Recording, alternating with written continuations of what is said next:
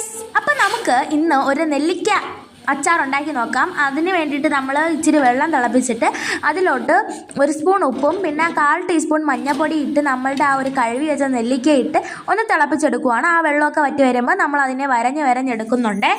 അതിനുശേഷം വരഞ്ഞ് വെച്ച് എല്ലാം വരഞ്ഞ് വെച്ചിട്ടുണ്ട്. അതിനുശേഷം ഒരു കടായി ചൂടാക്കി അതിലോട്ട് നല്ലെണ്ണ ഒഴിച്ച് അതിലോട്ട് കടുകും ഇട്ട് പിന്നെ ആവശ്യത്തിന് വെളുത്തുള്ളി അരിഞ്ഞിട്ട് ഇഞ്ചി അരിഞ്ഞിട്ട് ഇച്ചിരി കരിവേപ്പില ഇട്ടിട്ട് നമ്മൾ നേരത്തെ അരിഞ്ഞ് വെച്ച ആ ഒരു നെല്ലിക്കയും കൂടാതെ കായം കൂടാതെ 1/2 ടീസ്പൂൺ ഉലുവാപ്പൊടിയും കൂടെ ഇട്ടിട്ട് നമ്മൾ പുരട്ടിയെടുക്കാമെന്ന് വിചാരിച്ചു. കുറച്ച് മുളക് പൊടിയും കൂടെ ഇട്ട് നമ്മൾ നല്ലതുപോലെ മിക്സ് ആക്കി എടുക്കണം കേട്ടോ. അടിപൊളി ടേസ്റ്റാണ്, നിങ്ങളൊന്ന് ട്രൈ ചെയ്യണം. ലാസ്റ്റ് നമ്മൾ ഉപ്പില്ലാത്തതുകൊണ്ട് ഉപ്പും കൂടെ ഇട്ട് കൊടുത്തു. അപ്പോൾ ഇന്നത്തെ വീഡിയോ ഇത്രയേ ഉള്ളൂ. നല്ല ടേസ്റ്റാണ്, നിങ്ങളൊന്ന് ട്രൈ ചെയ്ത് നോക്കണം. ചോറുണ്ണാൻ ഇത് മാത്രം മതി കേട്ടോ.